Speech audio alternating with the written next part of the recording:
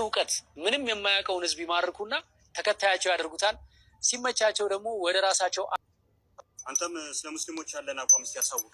ስለ ሙስሊም ኢብራሂም በድሩን ታውቀዋለህ? ላለፉት 17 ዓመታት የልብ ጓደኛዬ ነው። ከዩኒቨርሲቲ ጀምሮ አንድ አልጋ ላይ እየተኛን ለሱ የሚላከውን ብር አብረን እያጠፋን ለእኔ የመጣውን ስንቅ አብረን እየበላን እስከ ዛሬ ድረስ በጓደኝነት ጸንተናል።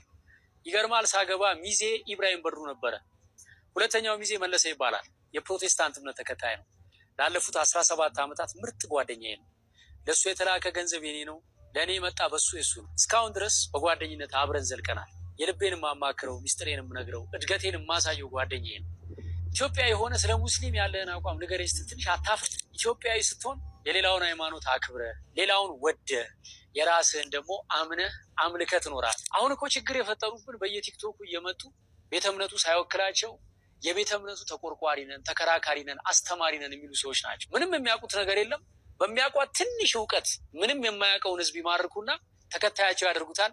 ሲመቻቸው ደግሞ ወደ ራሳቸው ዓላማ ይገነጥሉታል። ሁሉም የሃይማኖት እምነት ተከታይ በዚህ ሰዓት መጠንቀቅ ያለበት ነገር ቤተ እምነቱ አስተምሮ ያልሾማቸው እውቅና ያልሰጣቸው ግለሰብ ሆነው ትንሽ እውቀታቸውን ሃይማኖትና ዶግማ አድርገው ካልሰበክን ከሚሉ ግለሰብ የሃይማኖት አስተማሪዎች ነው። እኔ ከኢብራሂም ጋር ኮሮና በገባ ወቅት አንድ ቤት ነበርን።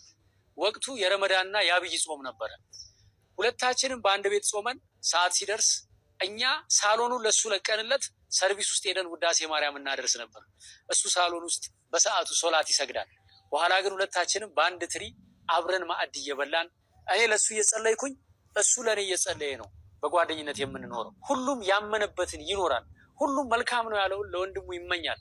ከዚህ በተረፈ በመስደብ የሚሰበክ ክርስትና፣ በማንቋሸሽ የሚሰበክ ሃይማኖት ግን የለም። እግዚአብሔር አምላክ የሁሉም አባት ነው። ለሁሉም መዳን ይጨነቃል። የሁሉም ህይወት ያሳስበዋል።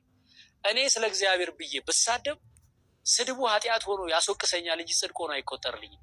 አንተም ስለ አላህ ብለህ እኔም ብትናገረኝ ዋጋን በሰማይ ታገኘዋል። እኔ ስለ ሙስሊም ያለኝን አቋም ዳሩ ሰላም መስጊድ ሂድና ኢብራሂምን ጠይቀው። ብቻ ምን አለፋ ኢትዮጵያ የሆነ ስለ ሙስሊም ምን አቋም አለ አይባልም።